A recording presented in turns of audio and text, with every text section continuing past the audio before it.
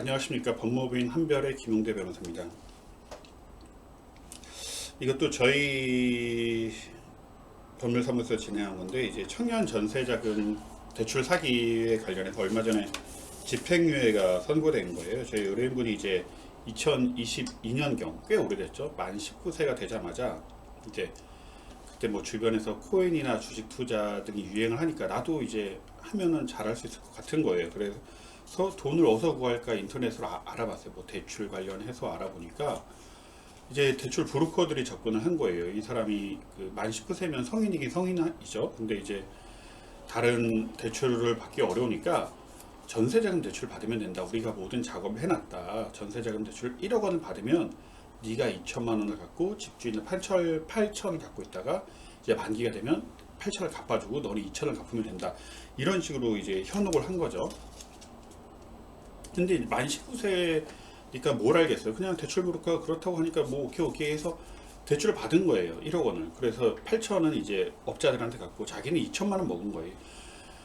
근데 결국은 뭐 8천을 갚아주나요? 안 되죠. 그리고 1억에 대한 원리금도 안 갚아주죠. 결국 자기가 알바하면서 그 돈을 다 갚아왔어요. 갚다가 이제 이걸 어떻게 갚나 하다가 2024년경에 이제 경찰서로부터 연락을 받은 거예요. 이게 대출 사기라고, 허위 임차인이라고. 이제 결국 경찰서 가고 나서야 이게 형사적인 문제가 된다는 것을 알게 된 거죠. 이게 대출 사기구나, 허위 임차인으로서 거의 실제적으로 거기 살지 않으면서도 대출을 받은 거잖아요. 전세자금 대출이란 걸. 그래서 대출 사기로 연루가 돼서 저희 법률사무소를 찾아왔고요. 결국은 관련 증거 기록상 이런 모집책으로부터 궁극적으로는 이제 속았잖아요. 물론 자기도 이제 잘못을 했죠, 당연히. 그래서 뭐 대출 사기가 무죄라는 건 아니에요. 대출 사기는 당연히 유죄인데 양형상의 문제다. 양형상의 문제라서 전체 기록상 내가 일부 속아서 이렇게 했고 내가 실질적으로 편취한 금액은 2천만 원밖에 안 되고 결국 이 보증기간이 있어요. 금융기간이 있고 보증기간이 있어요. 금융기간이 대출을 해주고 우리가 못 갚으니까 한국주택금융공사한테 대신 갚아준단 말이에요. 그럼 금융공사랑 우리가 저희랑 협의를 하게 되는데 500만 원 일시 변제하고 나머지 이제 분할 변제하는 걸로 일단 협의서를 썼어요. 그렇게 함으로써 최종적으로 징역 10월에 집행유예 1년 6월이라는 형을 받게 되었습니다. 근데 이게 또 특이한 게 이제 허위 임차인들만 묶어서 재판을 넘긴 거예요. 이게 소위 말해 기소를 했습니다. 근데 허위 임차인 나머지 두 분이 있는데 두 분 때문에 좀 재판이 지연됐어요. 이제 우리 의뢰인은 저를 변호사로 선임했으니까 빨리빨리 다 했는데 두 분은 이제 변호인도 없이 혼자서 온 거예요. 두 분 다.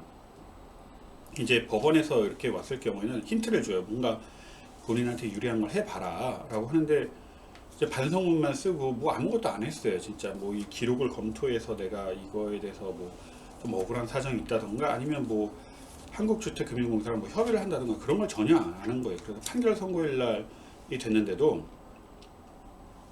우리 의뢰는 다 끝마쳤는데 이 두 분이 이제 아무것도 안 했어요. 그래서 법원이 판결 선고기를 심지어 연기를 했어요. 너희들이 양형상 유리한 자료를 빨리 제출해라. 뭔가 구체적으로 이렇게 시키진 않아요. 근데 힌트를 주는 거예요. 힌트를 줬는데도 한 달 후에도 아무것도 제출하지 않았어요. 결국 반성문만 제출하고 해서 결국 나머지 두 분은 결국 실형을 받았습니다. 실형을 받아서 근데 이제 법정 구속은 안 시켰어요. 법정 구속이란 건 이제 도주 우려나 그런 경우에 있는 경우 법정 구속을 시키잖아요.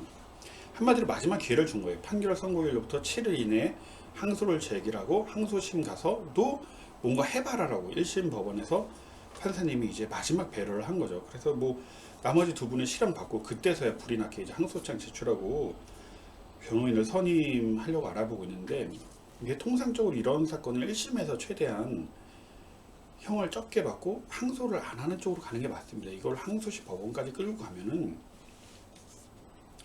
감형받기도 어렵고 실질적으로 내가 어느 정도 그런 게 있잖아요. 실형이냐 집행유예냐 이 선을 받기 위해서 내가 공탁해야 되는 돈이라든지 변제해야 되는 돈의 액수가 달라져요. 그래서 최대한 이런 사건은 1심에서 간단하게 해결했었으면 좋았을 텐데 그 두 분이서 뭐 만연하게 이제 변호인 선임 없이 우리가 어린데 무슨 실형을 선고하겠어? 이런 뉘앙스로 법원에 왔다가 실형을 선고받았죠. 우리 의뢰인분은 집행유예를 선고받았고 이게 그 보통 어리신 분들이 그래요. 어리신 분들이 계속 이제 만 19세 이상 되자마자 바로 성인의 세계에 발을 들여놓으면서 학교처럼 누가 막 강압적으로 뭘 해라 가르쳐 주진 않아요. 자기 길을 자기가 개척해야 되는 건데 그거를 이제 좀 만연히 생각해서 실형을 받은 사안이라고 할 수가 있습니다. 꼭 혹시나 이거를 듣는 분들도 이제 무슨 일이 생기면 변호사를 찾아가는 게 최우선이에요. 변호사만큼 이제 이거에 대해서